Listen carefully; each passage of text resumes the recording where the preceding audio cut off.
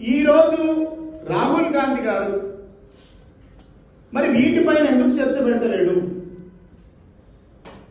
ఆడబిడ్డలకు 18 సంవత్సరాలు నిండినటువంటి మా చెల్లెళ్ళందరికీ ఎలక్ట్రిక్ స్కూటీ ఇస్తానని చెప్పింది. ఇచ్చిన ఒక స్కూటీ వచ్చిందా? ఒక్క స్కూటీ. కేసీఆర్ గారు ఓవర్సీస్ స్కాలర్షిప్లు 10 లక్షలు ఇచ్చి 20 లక్షలు ఇచ్చిండు, నేను అంతకంటే ఎక్కువ ఇస్తా అని చెప్పిండు. మంచిదే అన్నాను, పెంచుతా అన్నాడు. పెంచిండ్రా? విదేశాలకు పోయినటువంటి SC ST BC minority BC బిడ్డలు ఇలా స్కాలర్షిప్ మొత్తం ఇయ్యరు, వాళ్ళ చదువు మొత్తం కంప్లీట్ కాదు.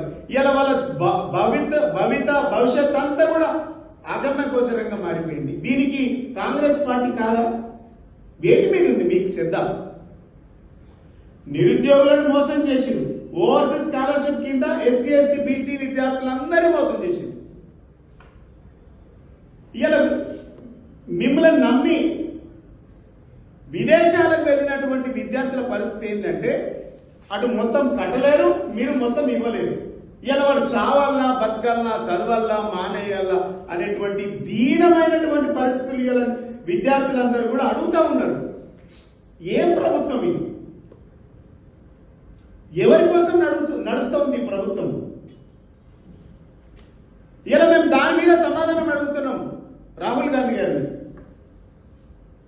ఇలా మీరు దొంగసాటుగా ఇట్లా వస్తారు, ఇట్లా పోతారు. ఎవరి ప్రయోజనాలు కాపాడడానికి వస్తా ఉన్నారు ఈ తెలంగాణ? గాంధీ ఫ్యామిలీకి 1000 కోట్లైనా సరే ఇస్తామన్నందుకు వస్తుందా? తెలంగాణ అవినీతి సొమ్మును దోసుకపోవడానికి వస్తుందా? ఎందుకు వస్తుందా? రాహుల్ గాంధీ ఎందుకు వస్తుంది? 6 గ్యారంటీలు, 13 డిక్లరేషన్లు, 420 హామీలు ఇచ్చింది కాంగ్రెస్ పార్టీ. ఒక్కదాని మీద అయినా ఒక్క రోజైనా చర్చ పెట్టిండ్రా రాహుల్ గాంధీ? ఏఐసిసి ఒక్క రోజైనా మాట్లాడిందా?